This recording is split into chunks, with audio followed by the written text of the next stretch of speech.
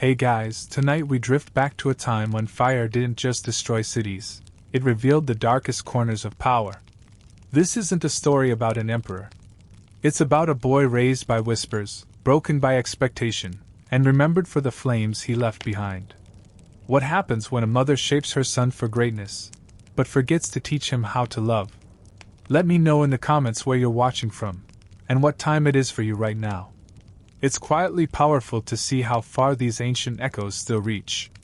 If you find meaning in these slow, forgotten histories, feel free to subscribe. You're always welcome here. Now dim the lights. Maybe turn on a fan or some soft background noise. And let's begin.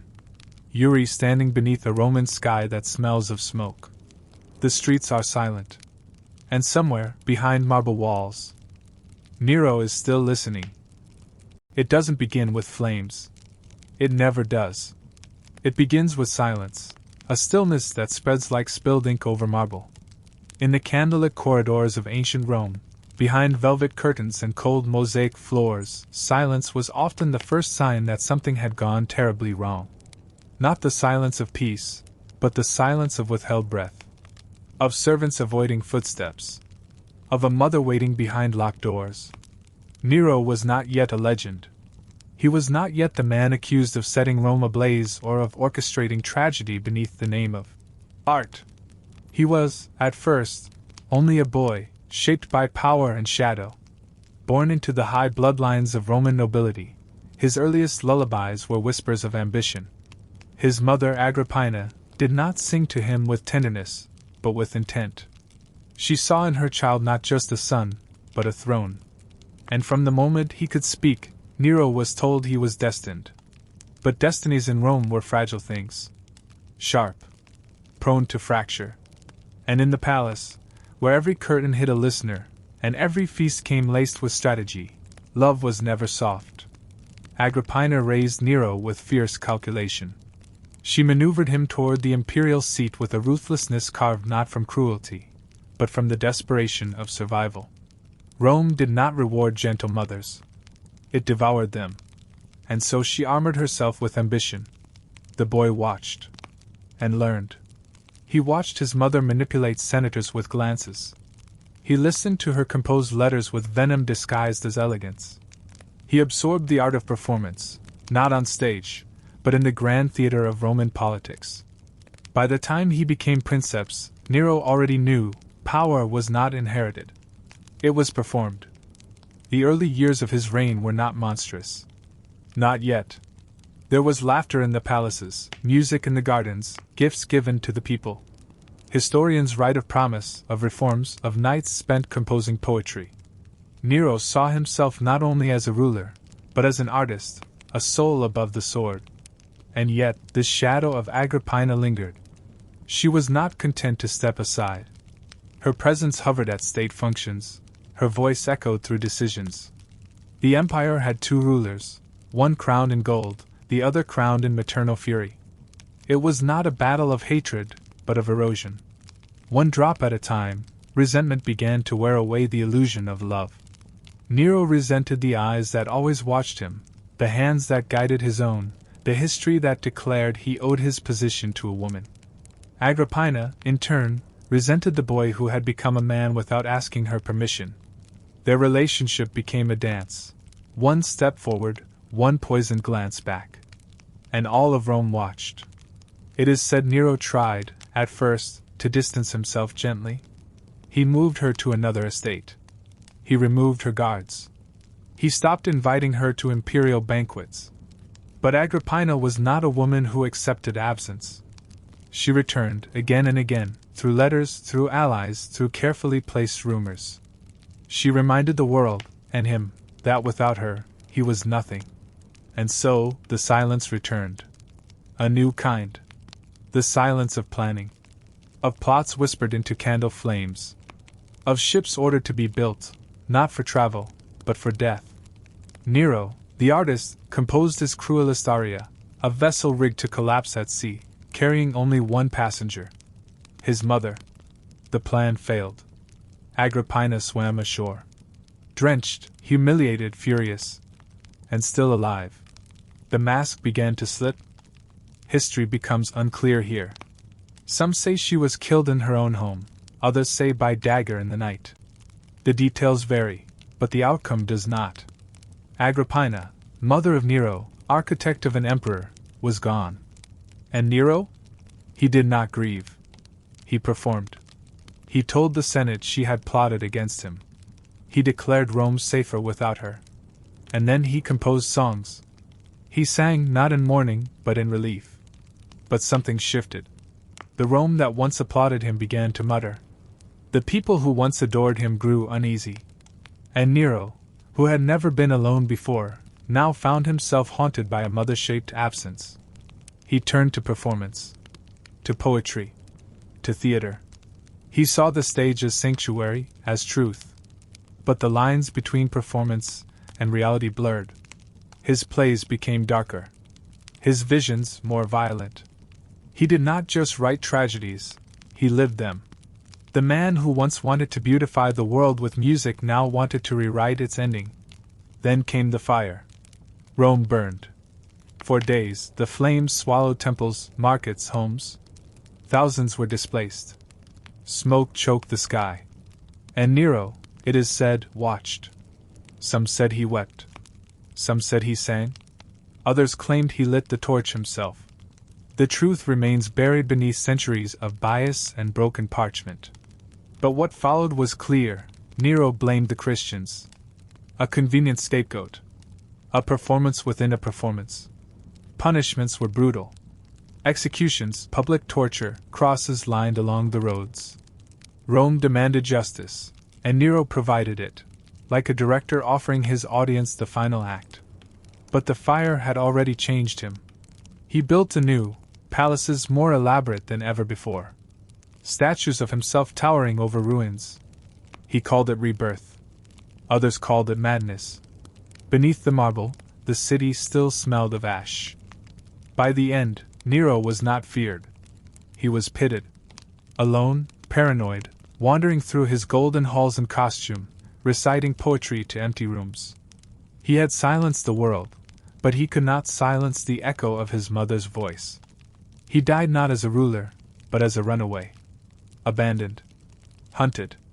When the final blade was drawn, it was said he whispered, "What an artist dies in me!"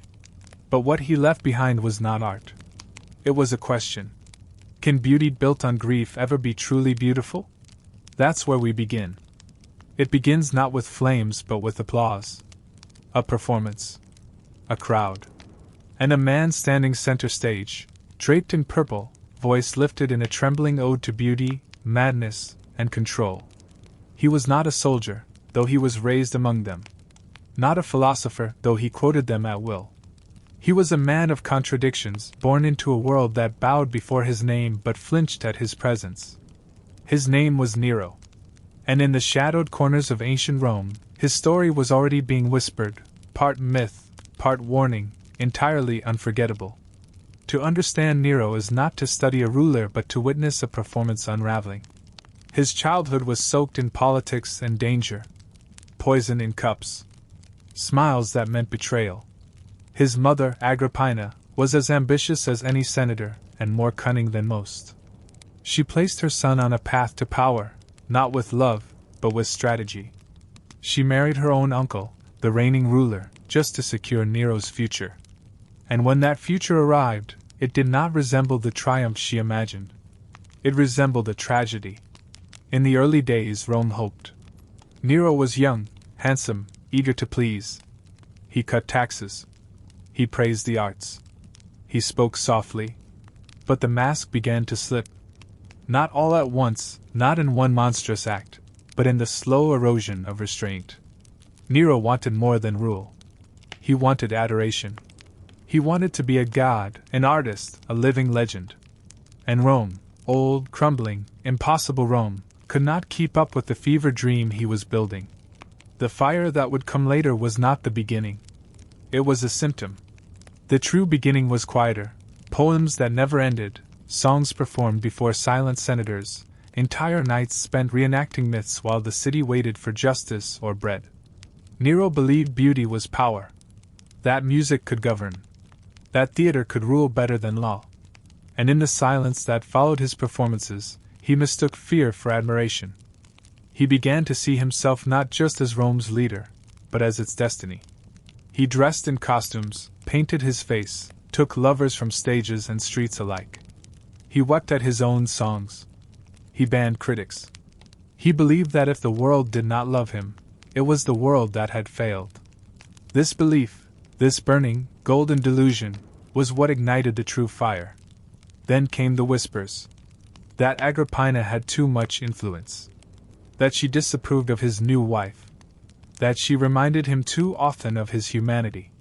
Some say he had her killed in a boat rigged to collapse. Others say she survived the water and was stabbed later, on land, in the quiet of her villa. What matters is not how it happened, but that it did. The boy she had pushed toward the throne had become the man who erased her from it. And still, the applause. Still, the stages. Still, the desire to be adored. Nero turned his palace into a temple of gold. He built rooms of rotating ceilings, perfumed fountains, artificial stars. The people starved. The senators grumbled. But Nero danced. And then, one night, fire. The blaze began in the merchant districts, wooden shops and crowded streets, tinder for the wind. It spread faster than thought. Rome burned for days. And as smoke rose above the hills, people asked the question they dared not say aloud: had Nero started it? Some said he watched from a tower, playing a lyre, reciting lines about the fall of Troy. Others claimed he wept, gave shelter, ordered aid. The truth, as with all things Nero, is blurred. But what followed is known. In the ashes, Nero built a new palace. A city within a city. Marble halls. Vast gardens. A golden statue of himself that dwarfed the temples of the gods. He blamed the Christians. Arrested them. Tortured them. Lit their bodies as torches to line his roads. He called it justice. The crowds called it madness. Nero's Rome was no longer a city, it was a theater, and every citizen an unwilling actor. Fear became the script. Silence the applause. Those who once laughed now bowed. Those who once praised now applauded. And still, he sang, the tragedy of Nero is not just the ruin he left behind, but the ruin he believed was art. He thought destruction could be creation. That pain could be performance. That if he just sang beautifully enough, no one would notice the blood on the stage. His end came quietly.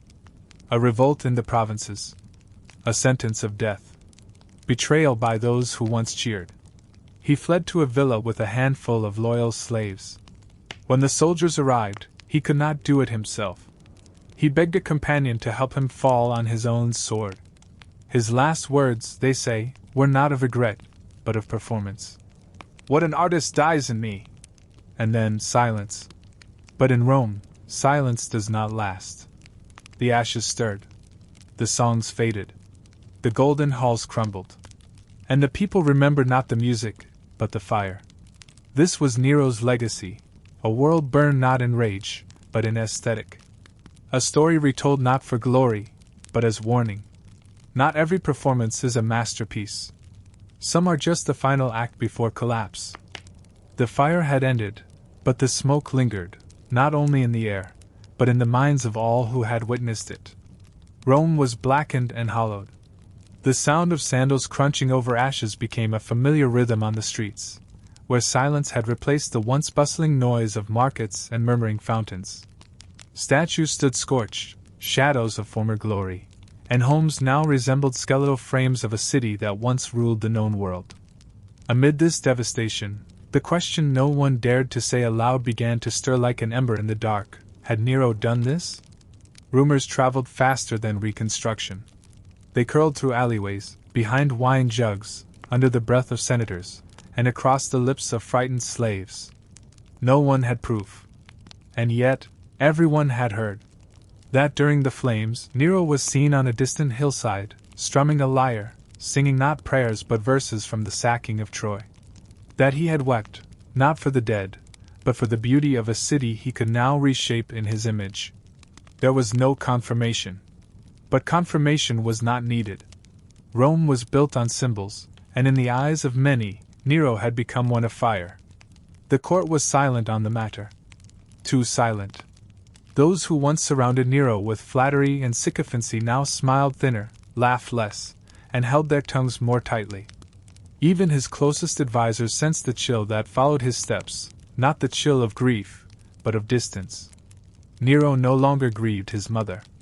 He no longer defended his decisions. Instead, he began to speak of architecture. In the empty spaces of Rome, Nero envisioned paradise. Not a reconstruction of what was lost, but a reinvention.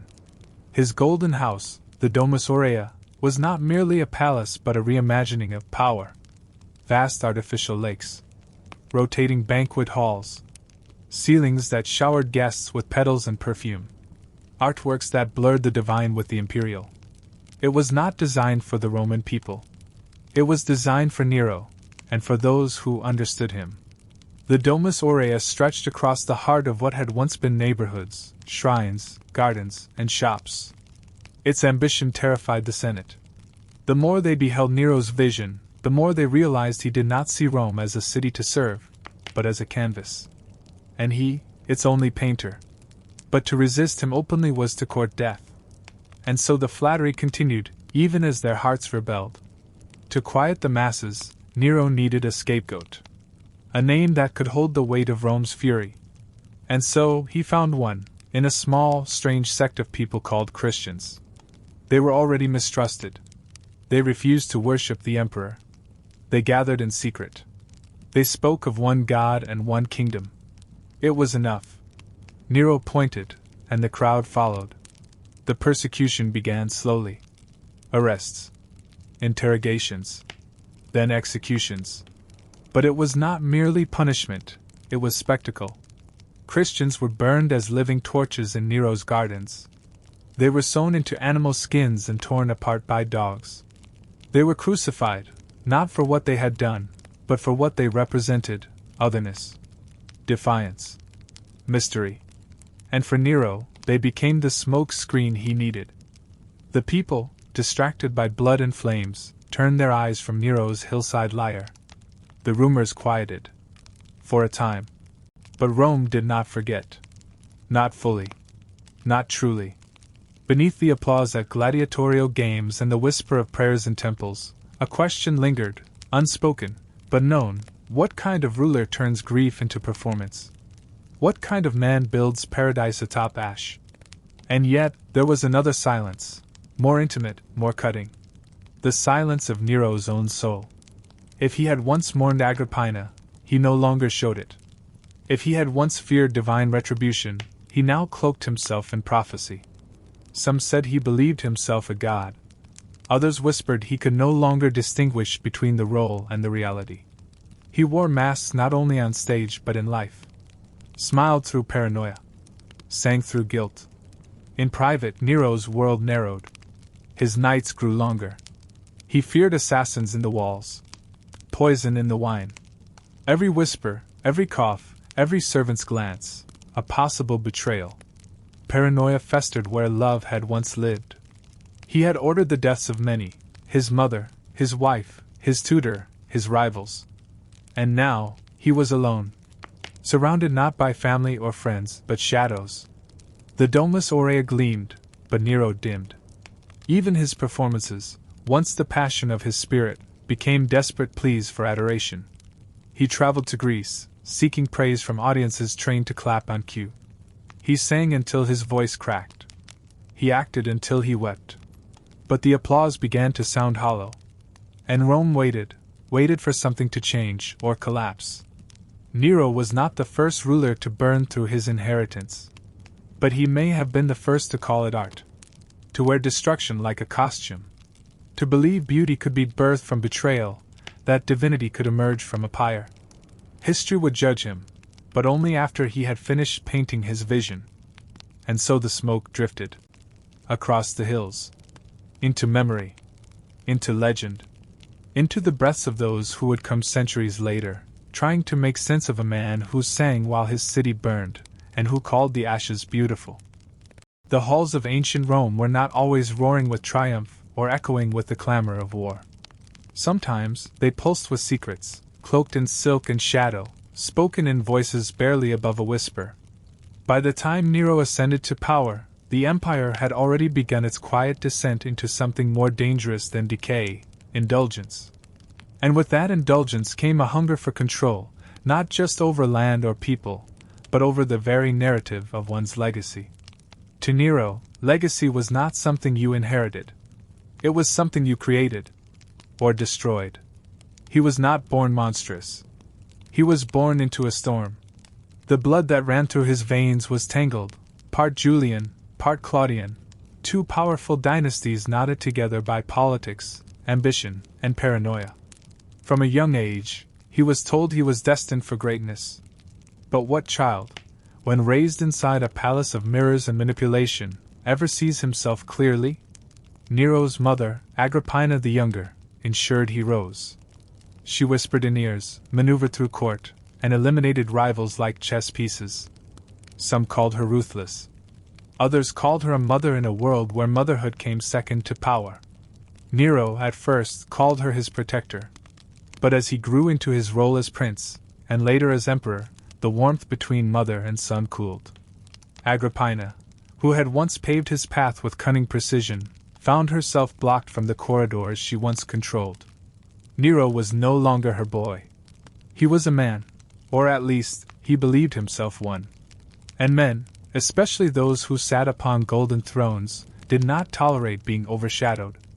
Rome whispered. The Senate shifted. And Nero watched. What followed was not an explosion of hatred, but a slow suffocation. Nero began to isolate her, removing her guards, stripping her titles, and eventually exiling her from court. Still, Agrippina remained. In letters. In rumors. In his dreams. For Nero, she was both creator and ghost. A presence that lingered even in absence. And so he did what tyrants often do when haunted: he tried to erase her. The stories vary. Some say he sent assassins with blades. Others say he arranged for her ship to be sabotaged, hoping the sea would swallow her without scandal. The most repeated tale, perhaps because it's the most theatrical, describes a collapsible boat. A vessel rigged to fall apart under her feet, sending her into the water like a discarded statue. But Agrippina survived. Bruised, betrayed, but breathing. When the sea failed him, Nero turned to steel. Agrippina was stabbed in her villa. The details are murky. Some claim she opened her robes and told her killer to strike her womb, the place that had birthed such a son. Whether that moment happened or not, the message was clear: this was no ordinary death. It was a message, written in blood, to all of Rome. The mother who made the emperor had been unmade by him. And yet Nero did not find peace. Only paranoia. The walls of his palace grew taller. The number of his guards increased. He performed on stages, desperate for applause that sounded like absolution. He wrote poetry no one dared critique. He sang of love, of fire, of greatness, while Rome began to crack beneath his feet. Then came the fire. In the summer of 64 AD, flames devoured the city. They danced through homes and temples, markets and monuments. For 6 days, the capital of the empire burned. People fled into rivers. Statues melted. Grain stores exploded into cinders. And while the poor cried for help, Nero was nowhere to be found. Or so the stories say. Later, some claimed he stood on a rooftop, playing his lyre as the flames painted the sky with tragedy. Others said he rushed back to coordinate relief, opening his gardens to the homeless. The truth, as always in history, lies somewhere between propaganda and poetry. But what matters is not where Nero stood, but how Rome remembered. Accusations followed. Many believed he started the fire himself, to clear land for a new palace, the Domus Aurea, a sprawling testament to his ego. To divert attention, Nero blamed the Christians, a new and vulnerable sect. He ordered mass arrests, tortures, executions. In the amphitheaters, bodies burned like torches, and the crowd watched in silence or cruel delight. Nero called it justice, but history called it terror. In the shadow of that fire, A man who once sought to be adored became feared. His performances grew more elaborate, his paranoia more acute. He trusted no one. Friends vanished. Senators were accused of treason for the smallest of slights. And through it all, Nero performed, as though applause could drown out guilt. He redesigned Rome with wider streets and fireproof stone. He hosted lavish games, offered bread, staged spectacles. But the city did not forget. The smoke may have cleared, but the ashes remained. And among them, the ghosts of his mother, his victims, and his people whispered a truth he refused to hear, that power, once taken through blood, cannot be washed clean by art. Eventually, even the Senate turned, declared him an enemy of the state. Alone, abandoned, Nero fled. Hiding in a villa outside the city, he waited for the end. No crowd came to defend him. No army marched in his name. He asked a servant to take his life. And when the blade fell, it was not with the roar of history, but with the whimper of a man who once believed himself divine. Rome would remember Nero, not as a builder, nor an artist, nor even a tyrant, but as a boy who killed his mother, burned his city, and called it legacy. The corridors of ancient Rome did not echo with silence. They reverberated with whispers, carried on marble floors and cloaked beneath embroidered robes. By the time Nero had stepped deeper into his reign, the city had become a stage, each palace hallway, each temple stair, each arena arch a place where glances spoke volumes and silence meant complicity. But there, within the hush of luxury and the perfumed air of plotted obedience, something darker began to stir. Nero, though raised in velvet, did not rest in peace. His dreams, if they could be called that, were riddled with flames and ghosts. His mother, Agrippina, dead by his command, haunted more than his memory. She lingered in the expressions of the women he passed, and the way guards shifted nervously in his presence, and the perfume of roses that drifted through imperial gardens where her voice had once echoed in command. He thought he had rid himself of her influence, of the suffocating force that had once steered his every decision, but the ghost of Agrippina remained, more powerful in death than she had been in life. With each passing day, Nero's obsession with performance deepened. Music was not enough. Poetry was not enough. Rome itself, its stones, its souls, became his canvas. He wanted more than admiration. He wanted all. Reverence. Worship. But art that does not suffer is soon dismissed. And so he began to craft his masterpiece, a city reborn, but only after destruction. The idea was not declared. It was not spoken in court or carved into decree. It arrived like smoke, quiet at first, curling between the lines of royal requests, smudging the edges of orders passed down from faceless officials. Grain was redirected. Water sources were altered. Watchmen looked away. And then, in the summer heat, Rome burned. The fire did not rage all at once. It crawled like betrayal. From shop stalls to sleeping quarters, from bakeries to shrines, it leapt with cruel deliberation. Some said it started in the Circus Maximus, others blamed lightning, still others whispered of torches thrown by imperial guards. But the truth, as always, refused to settle. Citizens poured into the streets, clutching children and heirlooms, barefoot and panicked. The Tiber glowed with reflected flame. Marble statues cracked from heat. And above it all, it was said, Nero watched. Perhaps he wept. Perhaps he sang. Perhaps he did both. But the story that would live forever was this: Nero played the lyre while Rome burned. He would deny it, of course. He would later offer aid. Open gardens. Arrange shelter. But what could not be undone was the sight. Homes reduced to ash, temples gutted, markets dissolved into smoke and bone. The people wept. And Nero painted. In the wake of the flames, he began construction on his grandest vision, the Domus Aurea, the Golden House. A palace not merely of stone, but of spectacle. Rotating ceilings, artificial lakes, entire rooms gilded in gold. It was art, he insisted. It was Rome's future. But to the survivors of the fire, it was a monument to cruelty. A shrine built upon their loss. Whispers grew into accusations. Nero needed someone to blame.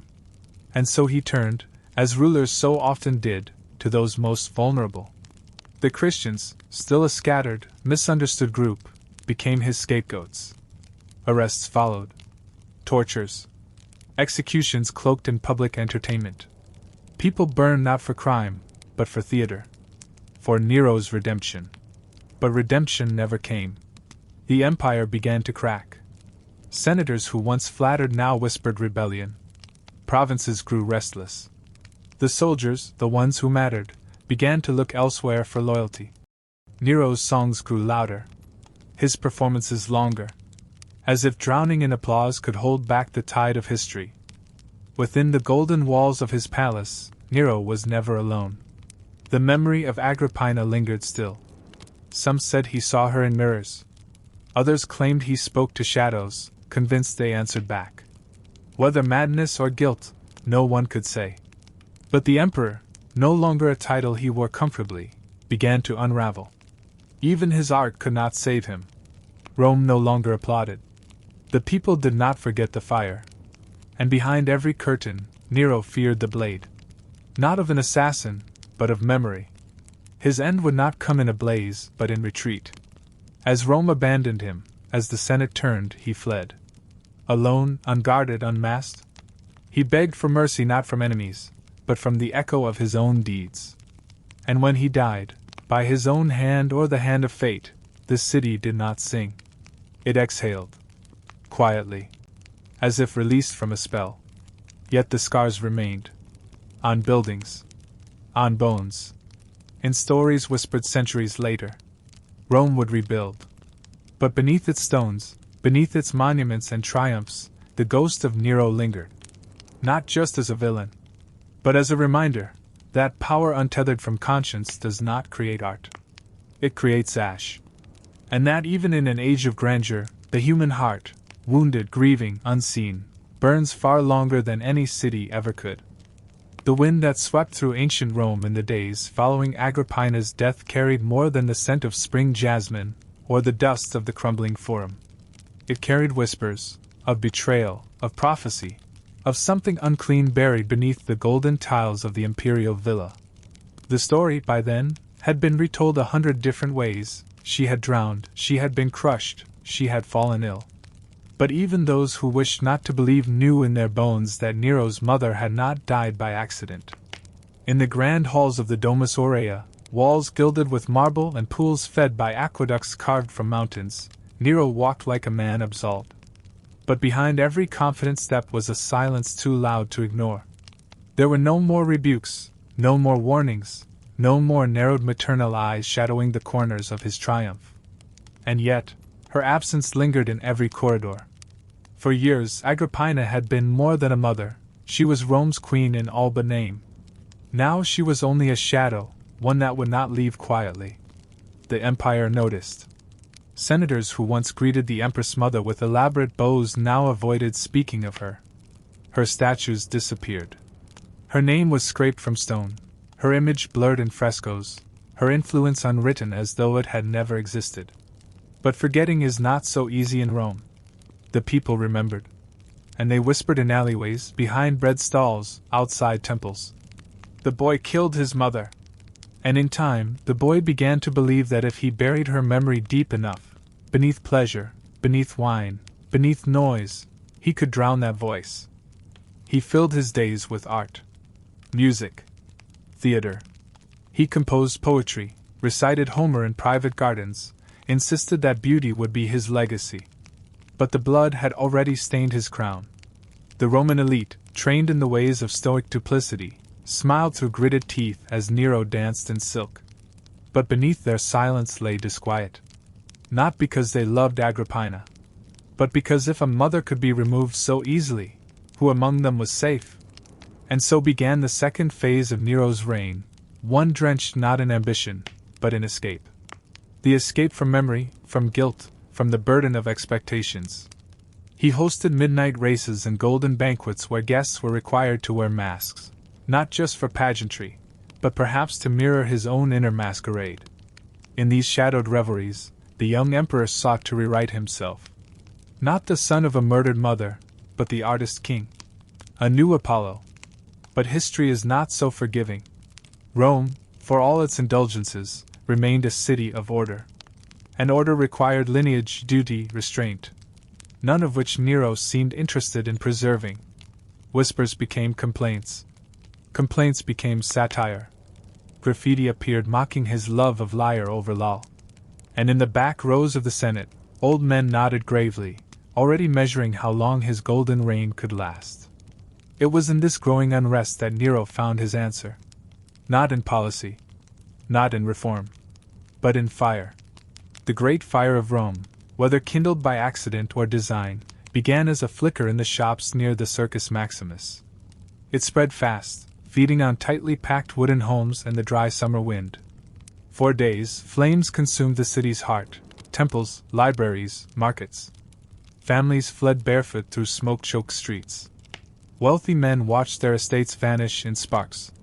And as chaos reigned, rumors grew like the fire itself. Where was Nero? Some said he had fled. Others whispered he played music while watching the inferno. That he composed a song. The sack of Troy, as his own city burned. The truth remains tangled in the ash of history. But what is known is this: when the fire finally died, and the embers cooled to dust, Nero saw opportunity.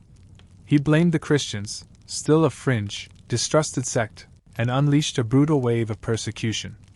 Arrests, executions, spectacles of cruelty so vivid that even hardened Romans recoiled. Crucifixions lit the night. Wild beasts were unleashed upon chained bodies in the arena. Nero claimed it was justice. But many saw only distraction, and a new darkness rising in place of the old. To rebuild, he ordered a new palace, the Domus Aurea. Vast, decadent, and audacious. With artificial lakes, rotating banquet rooms, golden ceilings that rained perfume and petals. It was a palace not of necessity, but of ego. In the ashes of the common people's homes, he erected a monument to himself. And in doing so, he lit a different kind of fire, one of resentment. Mothers whispered his name as a warning to their children. Poets wrote verses only to burn them before dawn. The Senate applauded, but their hands trembled. And somewhere, in the distant countryside, a young soldier spoke aloud what others dared not. "He's no emperor. He's a curse." But Nero heard none of it. Or perhaps, he heard everything, and chose noise over truth. His performances grew more elaborate. He demanded applause. He cast himself as tragic hero, divine lover, morning sun. And all the while, the city murmured beneath him. Not loud, but growing. Steady. Like a tide. Agrippina's death had not freed him. It had damned him. Not because Rome loved her, but because in her death, they saw what he was capable of. And once that knowledge took root, no poem, no song, no golden hall could undo it. He had killed the mother, burned the city, blamed the innocent, and crowned himself an artist. In Rome, this was not madness. It was memory. And memory, as Agrippina herself might have warned, does not die so easily. The days after Agrippina's death did not unfold like a tragedy resolved, but like a wound refusing to scab. Rome, despite its silence, knew. Not in the way a courtroom knows, with proof and procedure, but in the way that the air shifts when something unspeakable has taken place. It was in the lowered voices of senators, the nervous glances exchanged in the marble corridors of the Palatine Hill. It was in the way no one asked too many questions. Everyone knew what Nero had done, but no one dared to name it.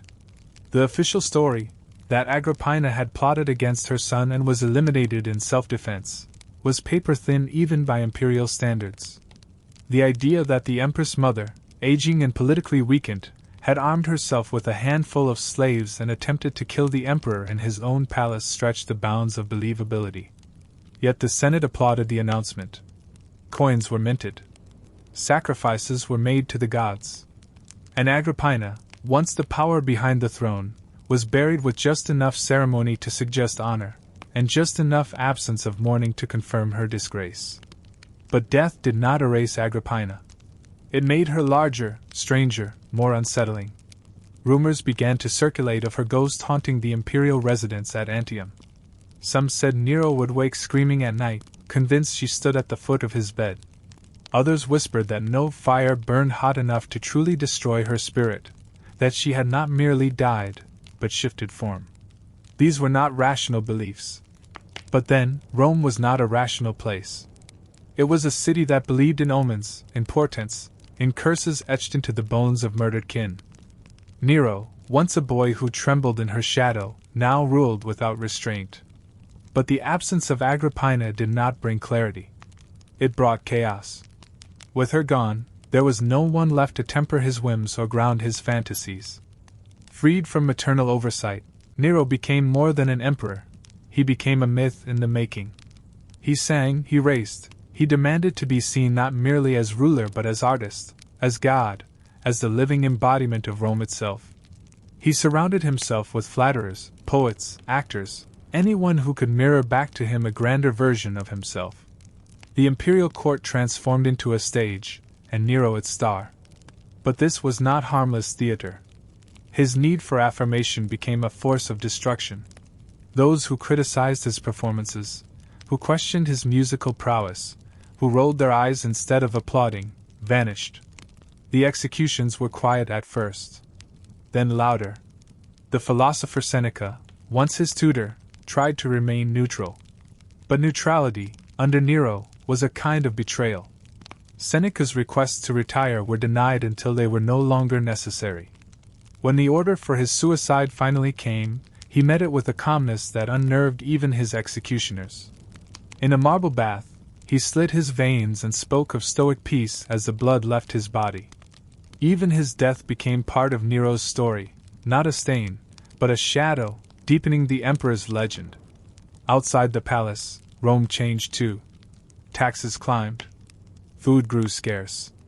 The gap between rich and poor widened until it became not a gap but a canyon. The people grumbled, but fear kept them compliant. Gladiatorial games were expanded, chariot races made longer. Anything to keep the crowds distracted. Nero believed in spectacle. And when bread ran short, he offered circus. But spectacle was a hungry god, and it demanded ever more. Nero, believing himself a poet and dramatist, began staging full-scale performances. He took roles in tragedies, sang verses he had composed himself, and forced the elite of Rome to sit through hours of his artistic experiments. Senators who fell asleep were accused of treason. Noblewomen fainted in the heat of packed theaters, but no one dared leave until the emperor's final bow.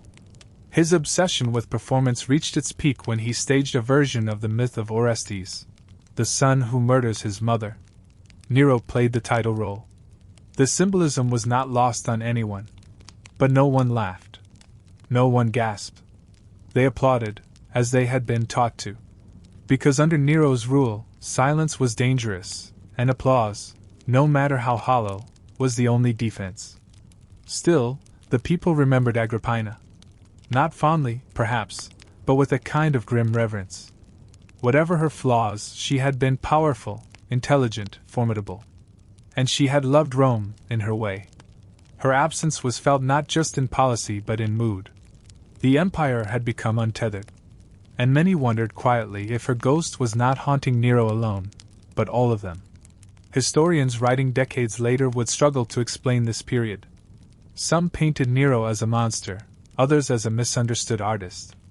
But those who lived through it spoke less of the man and more of the feeling he created. The feeling of watching something enormous and fragile tilt toward ruin. Of knowing the collapse was coming and being unable to stop it. Agrippina's murder had not been an end, it was a turning point. A quiet detonation that ruptured the already fragile balance of power, of sanity, of sacred order. Nero ruled longer after her death. But each year grew stranger, darker, more desperate.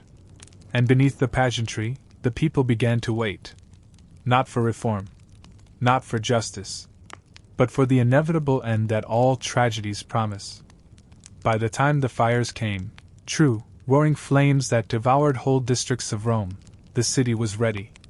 And though Nero would blame the Christians, and recite poems while the ashes settled, many knew better.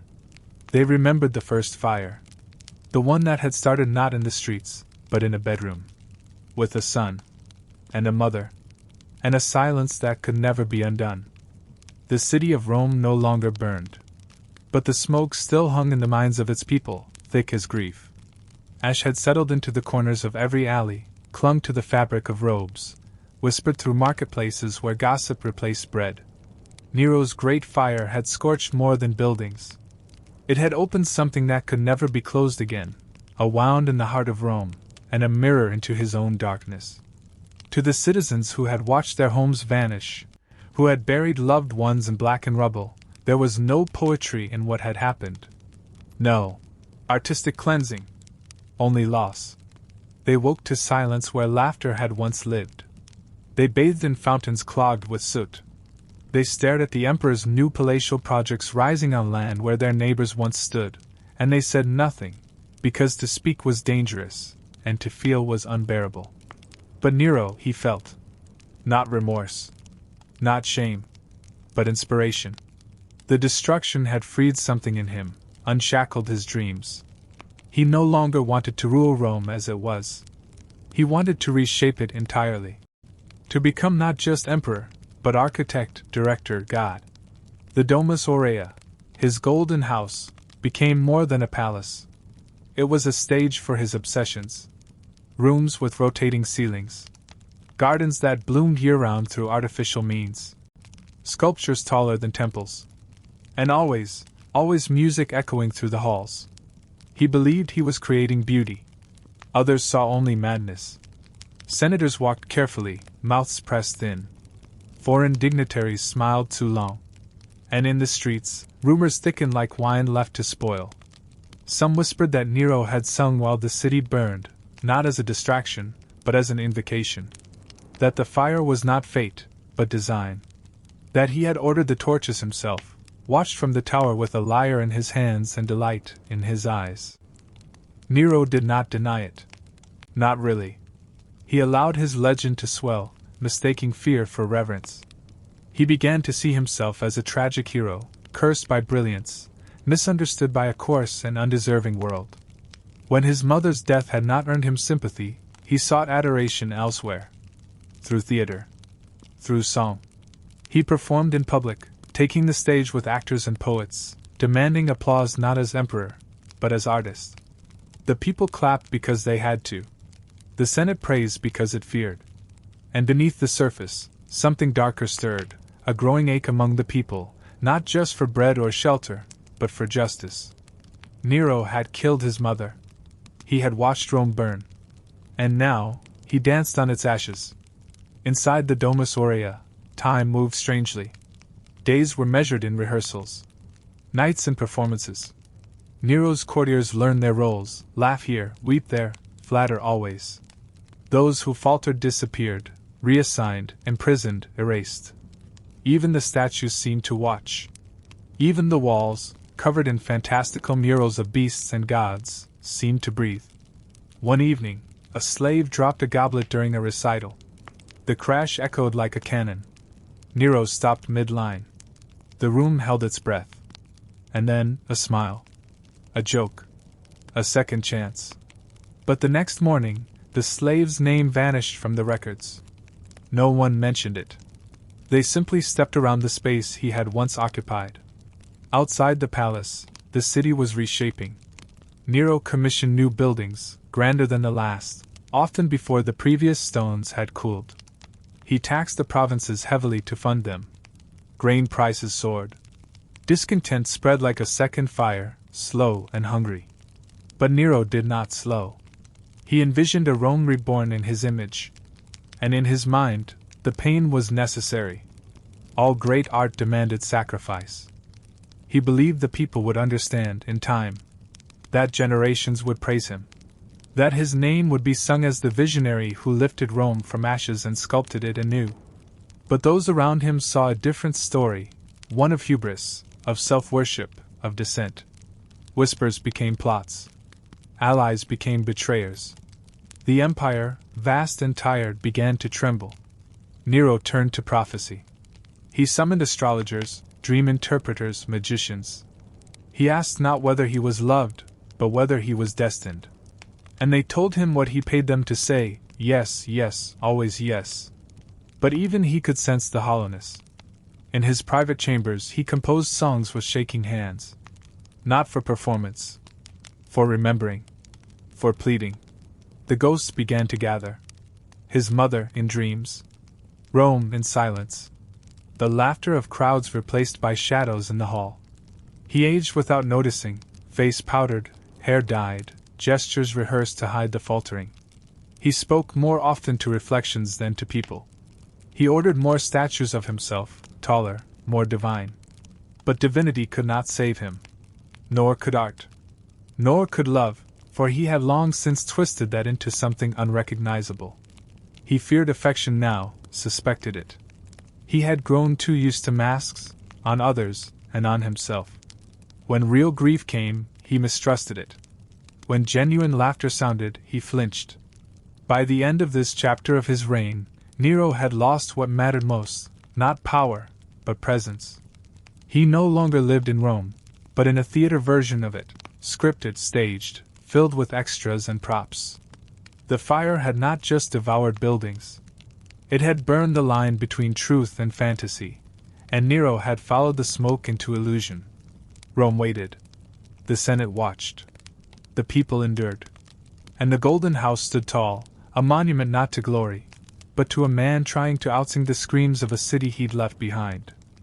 There are silences in history that come not from the absence of records, but from the absence of care.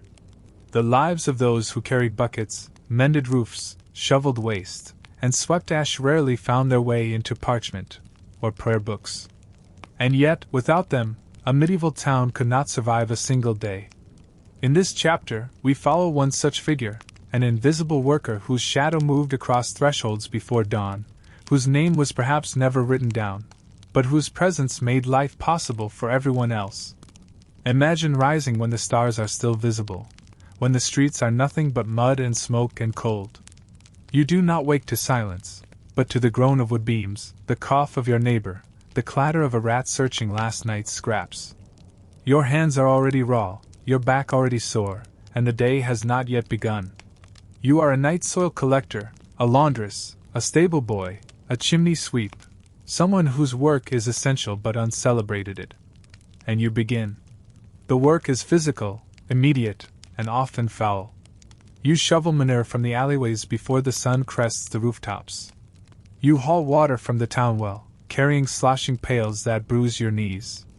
You scrub linens in a wooden tub with water too cold for comfort, and soap made of ashes and lard. You deliver milk, or bread, or letters if you're lucky. If you're not, you tend to pigs, or clean privies, or sift through discarded bones in the butcher's yard. You don't expect thanks. You don't expect clean hands. What you expect, and pray for, is simply to avoid the worst: injury, infection, hunger. Most of your time is spent avoiding collapse. And yet, within these hours of toil, there are still slivers of human warmth. A neighbor shares half an onion. A child smiles at you from behind a doorway. The baker lets you keep the broken loaf. These are your wages, too. Lunch is not guaranteed. You eat when you can, boiled grain, if you're lucky, crust most days. There is no dining table, no cloth napkin. You eat standing, or squatting, or walking. The sun, if it's out, offers you a brief kindness. You tilt your face to the sky, hoping it lingers. By mid-afternoon your limbs ache. If you're older, your joints feel like rusted hinges. If younger, you pretend you're not tired, though every bone argues otherwise. You know what's left: another round of deliveries, or sweeping, or lifting, or bending. Always bending. Your world is built at ankle level. Your back is never upright for long. You rarely speak during work. There is no breath to spare. When words are exchanged, they are short, transactional. Move, done, here. But sometimes, when the work is behind you and the sky has turned soft, someone starts a tune. A humming, maybe? Or a verse passed down from mother to daughter, father to son. The melody floats above the town's rooftops, fragile but defiant. You do not live alone. You may share a home with 5, 10, even 15 others, some family, some not. The cottage is small, dark, crowded. Your pallet is on the floor, or in the loft, or beside the door. Privacy does not exist. You dress and undress in the same space you cook, wash, and sleep. Shame fades early. Necessity is all. Sundays are quieter, but not restful. Church is mandatory, not just spiritually, but socially. You go not only to hear the sermon but to be seen hearing it. Afterward you may rest, or patch clothes, or mend tools. If you're very lucky, there is a moment to simply sit, to watch clouds, to let your feet stop throbbing. Illness is your greatest fear. You cannot afford to fall sick. No healer visits your door unless death is near. So you push through fever, through coughs, through blisters and bruises. If you must collapse, you do it in the corner quietly. Because the work does not stop. Because someone else needs you. Because the alternative is hunger. Children help when they can. Some carry wood. Others fetch water. The youngest sit near the fire, wide-eyed, learning the rhythms of labor with their ears before their hands are ready. No one is exempt. The idea of a childhood without work is not even a dream. It is a fantasy you've never heard of. And yet, somehow, there is laughter. Not often. Not always. But sometimes. Someone trips and makes a joke of it. Someone sings an old tune with a silly voice. Someone tells a tale so grand it makes even the sternest face crack. These are not luxuries. They are survival. Laughter is how you soften the edges of a life carved by necessity. As night falls, you return home not to rest, but to prepare for tomorrow. You scrape your boots. You fold the clothes you'll wear again and again until they fray. You whisper a prayer, not always holy, sometimes just hopeful. You share space, breath, and stories with those you live beside. The room is dark, the floor hard, the air cold. But you are not alone. In your dreams, if you dream, you do not fly. You do not feast. You do not rule. You simply breathe, walk, wake. And when morning comes, you do it all again. Because in this world, survival is not a moment. It is a rhythm. And you have learned to dance to it, even with tired feet. You are unseen, unrecorded, forgotten by most. But you were the heartbeat of the town. And without you, nothing, not the market, not the manor, not the church, would stand. This is your history. And though it was never written in ink, it remains. Etched in the dirt you swept. In the walls you patched. In the cobbles you crossed before anyone else was awake. There are some moments in history that vanish not because they were unimportant, but because they were too ordinary. The lives of most people in medieval times did not leave behind castles or coronations, nor scrolls of law or declarations of war. What they left were quiet patterns. The way a husband kissed his wife's knuckles before a day of labor. The way a child traced circles in the frost on the window while waiting for bread. In Chapter 10, we return again to the invisible threads of life that ran beneath the grand narratives, and we discover what it truly meant to endure. For those living in medieval cities, survival meant learning to share space in a world packed tight. Streets were narrow. Walls leaned inwards. Rooms stacked atop one another. In one dwelling, 3 generations might sleep side by side, separated only by worn cloths or wooden beams. Every cough was heard. Every prayer was whispered with someone else's breath on your neck. There was no privacy. No solitude. Just the strange comfort of knowing that no moment, not birth, not death, not anything in between, would ever truly be yours alone. Water came from shared wells, often fouled by waste or runoff from nearby tanneries. Rats thrived in alleyways. Chamber pots were emptied into gutters. The smell of city life was thick and constant, woven into the wool of your clothes and the bread on your table. People grew used to it. They had to. Just as they grew used to waking to the clang of bells or the shouting of fishmongers, or the sound of a neighbor weeping through thin walls. There was no such thing as silence in a medieval city. Only quieter types of noise. And yet, amid the crowding and chaos, routines formed. A butcher might rise before dawn to sharpen his blades. A midwife might be summoned in the dark, lantern swinging from her hand. A child might be sent to fetch milk, clutching coins in a frozen fist. These daily tasks were the backbone of life, not recorded in history books, but passed down in calloused hands and aching feet. Women bore the weight of more than just children. They carried wood, water, and worry. They scrubbed the same stones each morning, spun flax into thread until their fingers bled, and prayed that the ache in their side wasn't something that would leave their children motherless. Girls learned early to mimic these rhythms.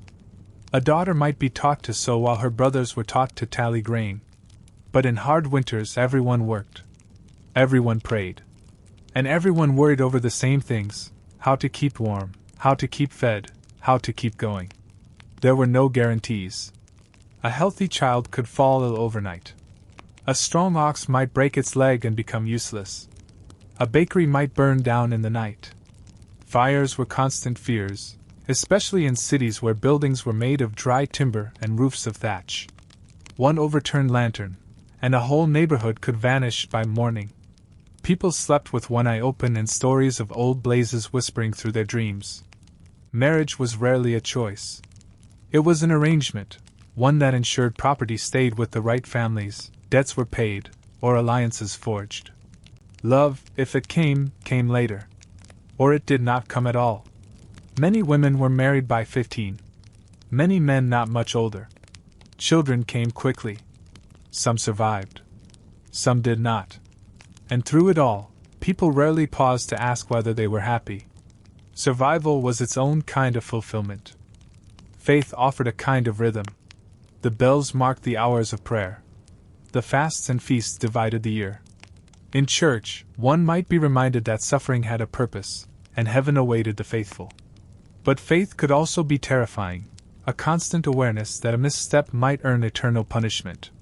The devil lurked not just in stories, but in sudden illness, poor harvests, or dreams too dark to describe aloud. Markets brought brief color. On certain days, the streets were filled with noise and trade: apples and cheese and thread and fish, shouting and singing and the occasional brawl.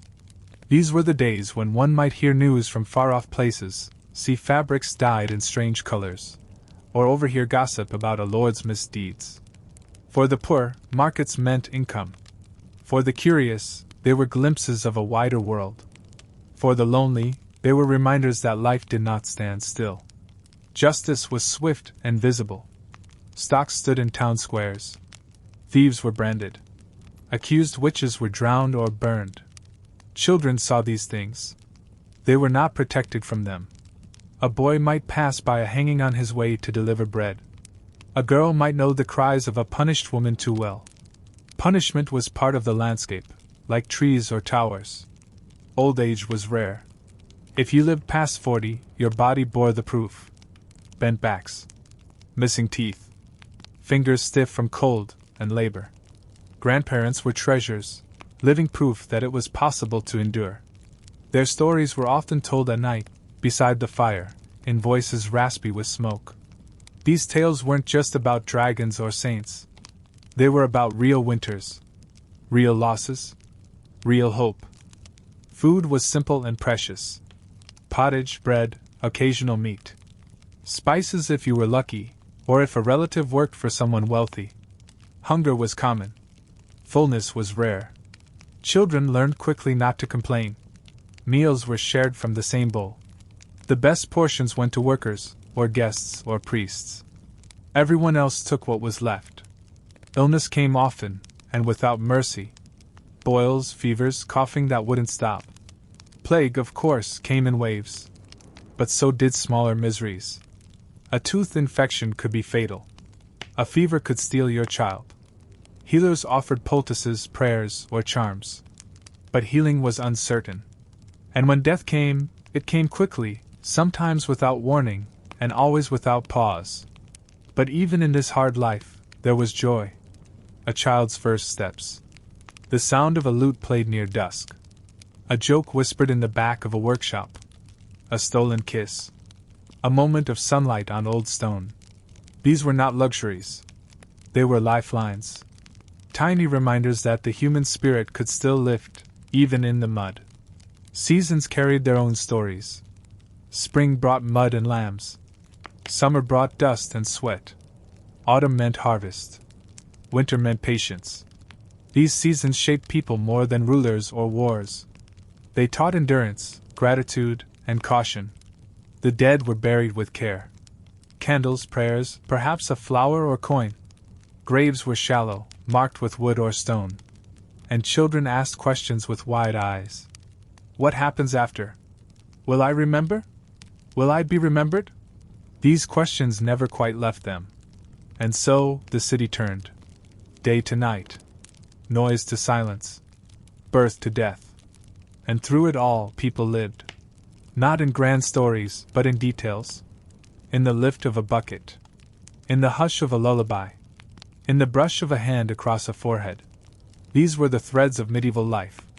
Fragile. Overlooked. But stronger than they appeared. There is a kind of silence that descends over a ruined city, not the silence of peace, but of absence. And in the burned, cracked streets of ancient Rome, that silence settled thick after the fires, long after the crowds had scattered, after the heat had faded, and only ashes remained where houses once stood. The people whispered a name, but they whispered it carefully. Not from fear, but from confusion. From betrayal. From the weight of a grief that did not know where to rest. Because their homes were gone. Their temples gone. Their neighborhoods, reduced to smoldering piles of dust and memory. And the man at the center of it all? Nero. But Nero did not see a ruined city. Not really. What he saw, or claimed to see, was possibility. A canvas. A stage. A new Rome, born not from tradition but from vision. That was how he spoke of it, if he spoke of it at all. While the city wept, he composed. While others buried their children, he sang. The legend that he played the lyre while Rome burned is probably false, but it persists for a reason. Because it feels true. Because his response to tragedy felt performative, theatrical, almost detached from the very real suffering of his people. He did not walk the ruins in mourning. He stood above them, imagining gardens. In the days that followed, the questions multiplied. Had it been an accident? A lightning strike? A kitchen fire gone unchecked? Or something worse? Rumors spread like the flames had. That Nero himself had ordered the fire. That he had sent men to torch neighborhoods he found ugly or inconvenient. That he wanted space to build his golden house, a sprawling, opulent palace unlike anything Rome had seen. A palace that would, indeed, rise from the ashes in the very heart of the destruction. The golden house was not just a home. It was a statement. Vast artificial lakes, rotating dining rooms, walls covered in gold leaf and jewels. It was excess reimagined as architecture. A monument not to Rome's greatness, but to Nero's own imagined divinity. While survivors wandered the ruins, their feet cut on broken tiles and blistered wood, Nero entertained foreign guests beneath painted ceilings and sculpted clouds. It was not just tone deaf. It was blasphemous. And so the rumors took root. Whether he lit the match or not, Nero's lack of grief made him guilty in the eyes of many. He had turned catastrophe into vanity. Loss into stagecraft. And because public rage needs a direction, it began to spiral, not only toward Nero, but toward anyone he deemed expendable. The Christians, a small and misunderstood sect, became convenient scapegoats. Nero blamed them for the fire. Had them rounded up. Tortured. Burned alive. Crucified in grotesque displays of spectacle and cruelty. He bathed their deaths in symbolism, claiming it was justice, but it was vengeance. Diversion.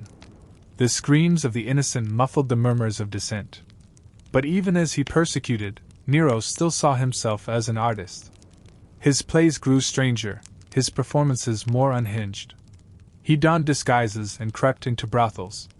He sang in public contests no one dared let him lose. He forced senators to attend his recitals and pretend to swoon. The empire had become a theater, and Nero its only star. And yet, the more he performed, the more the world recoiled. Senators plotted. Generals questioned. Provinces stirred with unrest. The fire he had tried to control, with song, with stone, with blood, had grown beyond him. It leapt from rumor to rebellion. The palace he had built stood gleaming, but hollow. Its gold could not mask the emptiness. Its painted skies could not undo the real sky, the one blackened by smoke and grief. And somewhere, perhaps, Nero began to feel it. That his legacy would not be beauty, but ashes. Not rebirth, but ruin. The people had once cheered his youth, his voice, his promise. Now they cursed his name beneath crumbling arches. They remembered not the music, but the smell of burning flesh. Not the architecture, but the absence of neighbors. And in that final stretch of his reign, Nero became what he had always been pretending not to be, alone. No audience could save him. No poem could absolve him. The city he dreamed of rebuilding had already turned its back. He fled. He hid. And in the end, as soldiers closed in, he took his own life with borrowed hands. Whispering, it is said, the words, "What an artist dies in me!" But Rome did not mourn. Rome rebuilt. Slowly. Painfully. Brick by brick. The golden house was stripped, its grounds filled in, its memory buried beneath new forums, new hopes, new emperors. And yet, if you walk those ruins today, some say you can still hear the echoes. Not of applause, but of fire. Of voices crying out. Of a city that once trusted, and was betrayed. This was not just the story of a man. It was the story of a people caught between myth and memory. Between spectacle and survival. And though the ashes have long since settled, the questions remain. Did Nero light the fire? Or did he merely dance in its glow? Sometimes, history doesn't answer. It only watches. And waits. The roads in ancient Rome were made of more than just stone. They were paved with blood, sweat, and the dreams of those who dared walk them, or were forced to.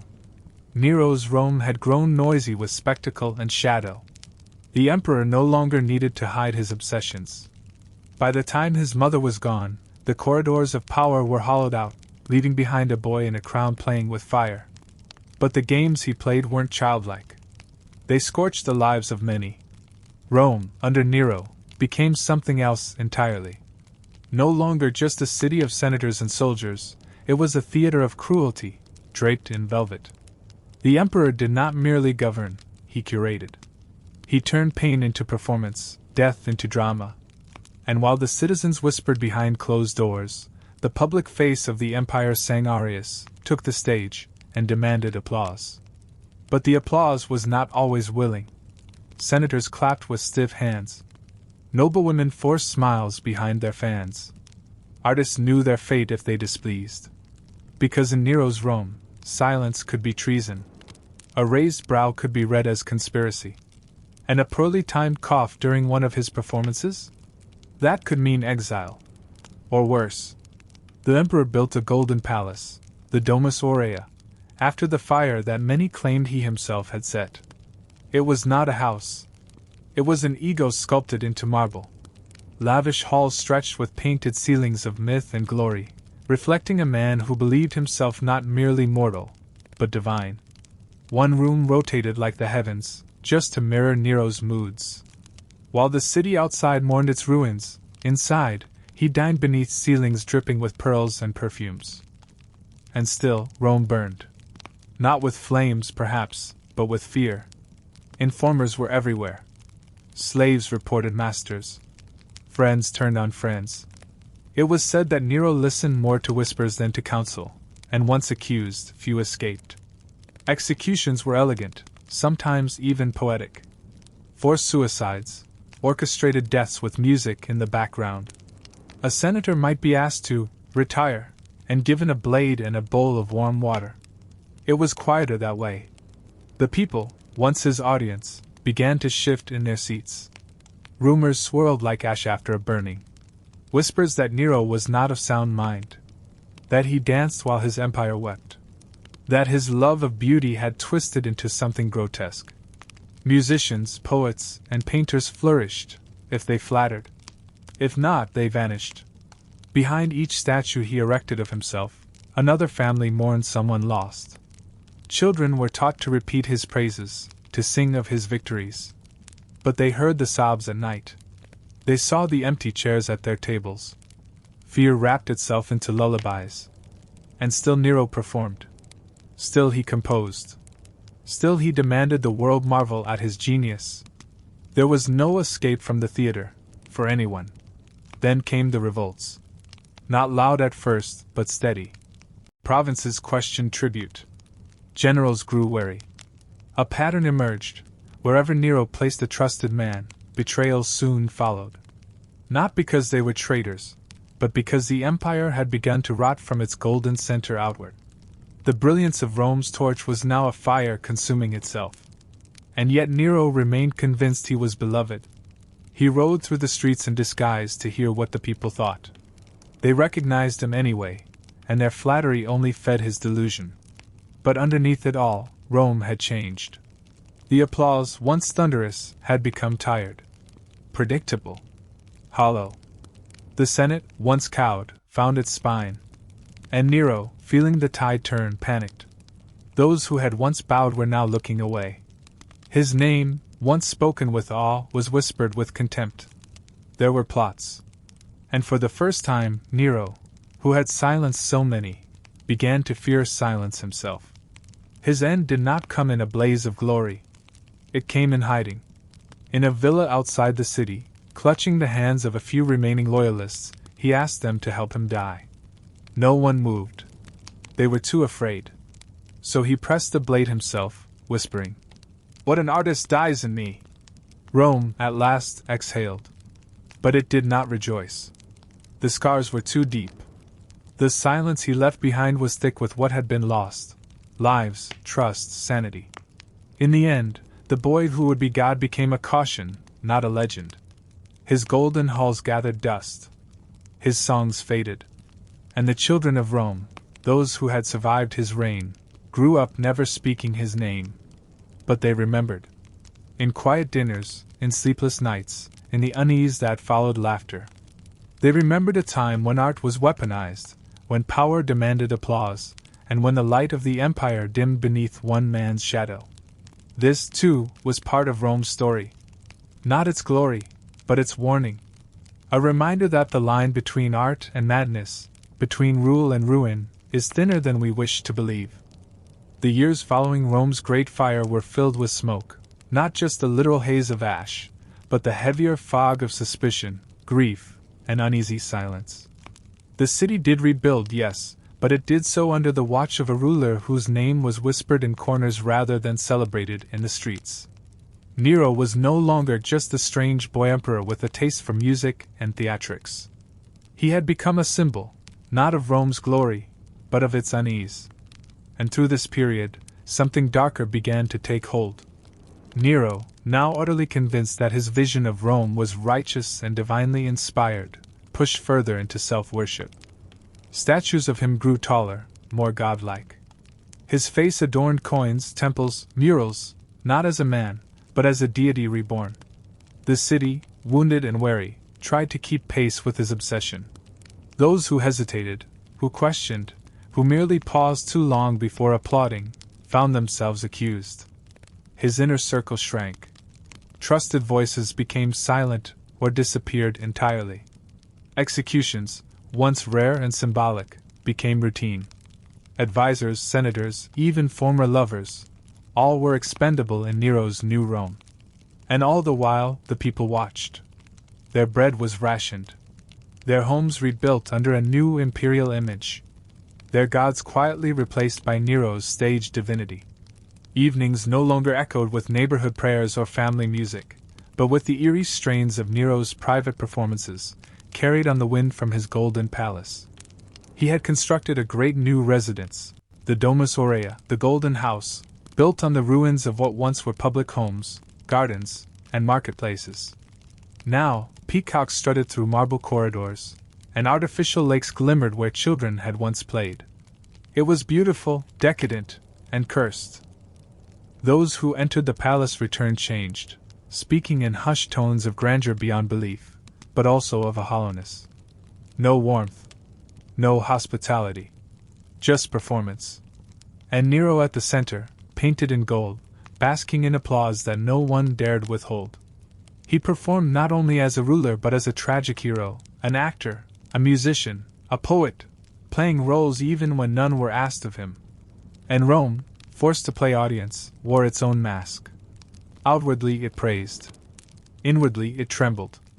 Rumors spread of secret rituals, of nighttime processions in Nero's honor, of citizens arrested simply for failing to cry on command. The boundary between myth and memory blurred. Was it true that he sang as Rome burned? No one could say. But the truth no longer mattered. The performance had overtaken the plot. Outside the city, in the countryside and smaller towns, whispers grew bolder. Families who had lost everything in the fire spoke of vengeance. Merchants whose businesses never reopened blamed the emperor's ego. And philosophers, those few still brave enough to teach, began embedding quiet criticisms within their lectures. Lines of verse that spoke of tyrants, of hollow idols, of the weight of unearned crowns. Within Nero's own household, paranoia bloomed like mold. Servants were watched. Letters read. Even dreams were considered dangerous if they featured rebellion. Nero's sleep grew restless. He feared shadows, omens, prophecies. He consulted astrologers nightly, demanding reassurance that his reign would never end. They gave it, at least until they vanished too. His mother was gone. His wife dead. His friends executed or exiled. And yet he stood in his palace, cloaked in purple, insisting that he was loved. That Rome adored him. That he had saved the city, not condemned it. But every echo off the marble walls reminded him otherwise. Festivals became stranger. What once had been community celebrations turned into imperial parades, with Nero as the central float. He sang to captive audiences, forcing generals and senators to clap until their hands blistered. He recited poetry while prisoners were crucified nearby, the screams blending with his verses like dissonant instruments. But even in this madness, there were moments that shook the illusion. A child refusing to bow. An old woman spitting in the street. A mural of Nero defaced in the night, painted over with the simple words, "We remember." These acts terrified him more than any army, because they reminded him that control, no matter how absolute it seems, is always paper thin. That memory, when wounded, becomes sharper. And Rome, ancient, stubborn Rome, had a memory longer than any reign. And so, this ends not with fire, but with silence. A silence in which fear and truth walk side by side. Nero still reigns, but the ground beneath him trembles. And though his voice echoes through golden halls, the people outside no longer hear music, only warning. They do not speak aloud. Not yet. But they remember. They always remember. In the final years of Nero's reign, the weight of power bore down not just on the empire but on every soul tangled within his court. The air in Rome had changed.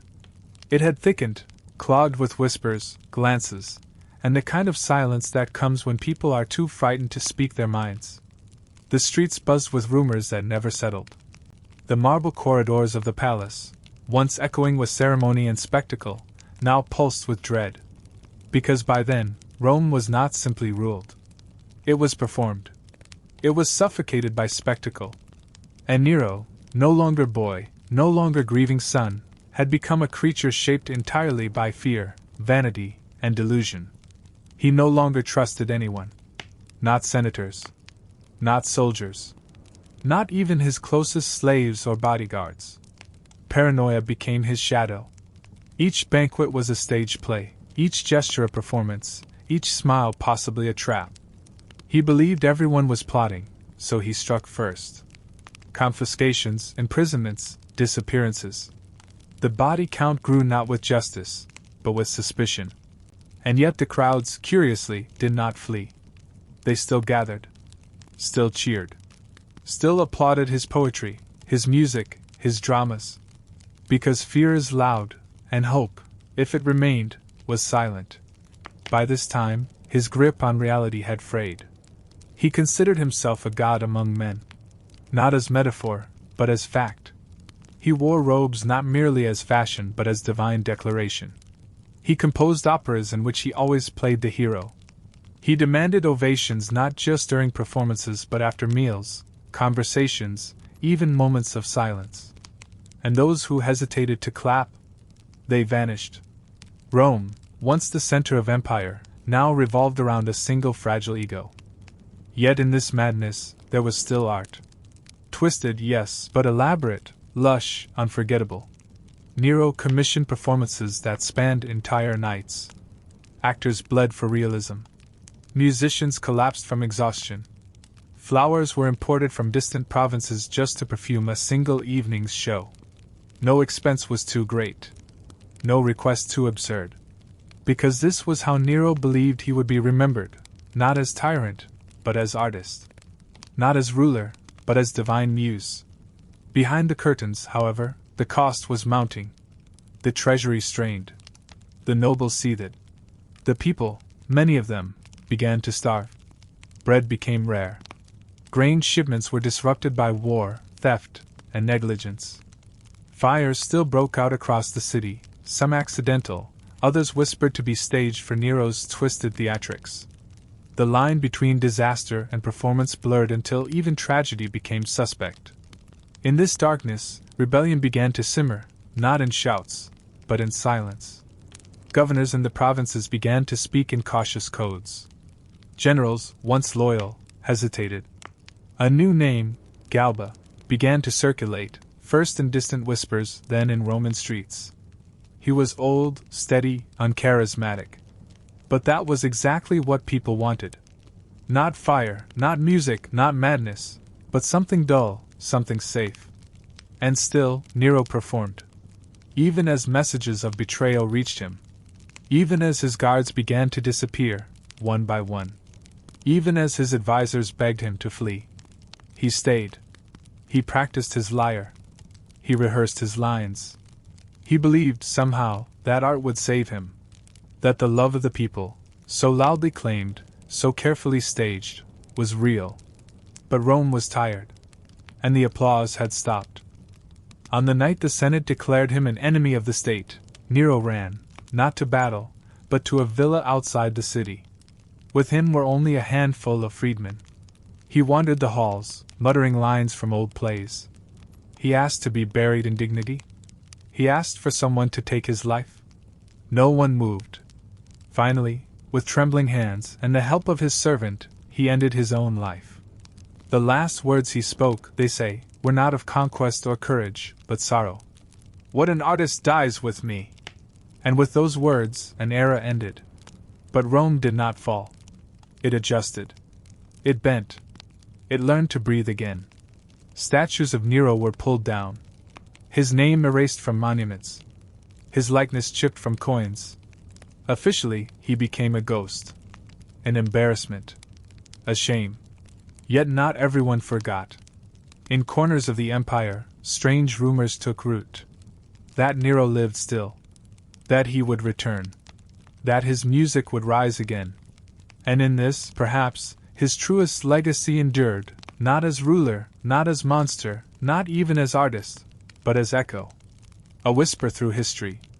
A name spoken not with reverence, but with disbelief. Because even now, centuries later, we still wonder, how did it happen? How did one man, once a boy, once a dreamer, once a son, become this thing that consumes so much? We know the dates. We know the deeds. But we do not know the ache behind his eyes. We do not know the thoughts that stirred in him when he first felt unloved. Or when he heard his mother's final breath. Or when the applause began to feel empty. This is not a defense. Only a reminder. That history, even at its darkest, is still made of human breath. And that beneath every crown, there is a fragile skull. And perhaps that is the final lesson of Nero's fall. Not the horror, not the spectacle, not even the tragedy. But the silence that came after. A silence filled not with music, but with memory. There is a certain silence that comes after the fire. Not peace, not quite, but a hush that settles over ruins, over ash, over bones. That is where we begin our final chapter. In the aftermath. In the remnants of what could not be contained. Rome, once brilliant and boastful, lay scarred. And Nero, no longer young, no longer beloved, stood at the center of a city that no longer knew what to make of him. The Great Fire of Rome had changed everything. Not just the buildings or the streets, but the soul of the empire itself. For days, flames had devoured the city, and whether or not Nero started them, as rumor whispered, what came after was his true legacy. He blamed the Christians, yes, and punished them with such cruelty that even his allies winced. But he also built, rebuilt, reimagined. From the ashes, Nero carved his dream. Not the dream of a ruler, but of a performer. A god in human skin. He envisioned a golden palace, the Domus Aurea, where fountains whispered in rooms of rotating ceilings, where every hallway echoed his own reflection. The city's grief became his canvas. And while the citizens of Rome mourned, Nero staged his masterpiece. But even the most powerful actors must one day face the audience. And Rome's patience was crumbling. The Senate watched. The generals whispered. The people, once awed, now looked away. Nero's performances, his lyre, his poetry, his plays, no longer delighted. They disturbed. They unsettled. He had stopped ruling for them. He ruled only for himself. The death of his mother had not cleansed him.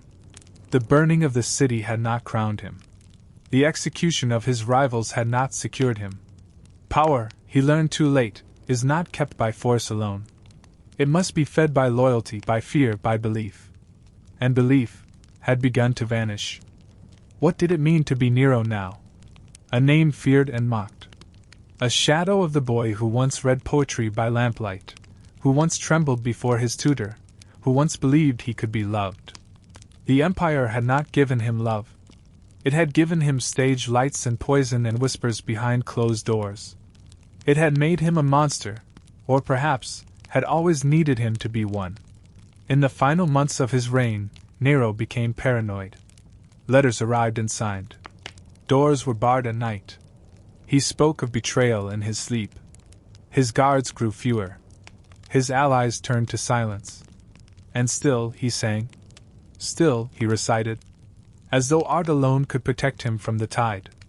When the revolt came, it was swift. The provinces rose first. Then the legions. Then the Senate. One by one, they declared him enemy. One by one, they peeled away his titles, his honors, his illusions. And Nero, emperor, performer, orphan, killer, fled. He did not flee with dignity. Disguised. Stumbling. Pleading with guards to stay loyal, with friends to hide him. But none dared. His name no longer inspired fear. It inspired pity. And so he found himself in a borrowed villa, outside the city he once ruled, waiting. They came for him, eventually. And Nero, who had ordered so many deaths, who had orchestrated the ends of lovers and rivals, now faced his own. But he could not bring himself to do it. Not at first. He begged. He cried. He asked a servant to show him how. And when he finally pressed the blade to his throat, he is said to have whispered, "What an artist dies in me!" Whether those were truly his last words, or simply the final line in a story Rome needed to believe, we cannot know. But they echo still. Not because they are noble. Not because they are tragic. But because they are fitting. Nero, to the end, saw himself not as a tyrant, but as a masterpiece. And perhaps that is the darkest truth of all. In the centuries that followed, Nero's image twisted. Some called him a madman. Others, a warning. His name became a shorthand for chaos, for self-destruction, for the kind of ego that swallows empires whole. And yet, in some corners, others remembered the child, the boy who wrote poems, who feared his mother, who only wanted to be seen. What do we do with such a man? Do we condemn him entirely? Do we search for flickers of humanity in his ruin? History rarely gives us saints or monsters. It gives us people, layered, broken, brilliant, and blind.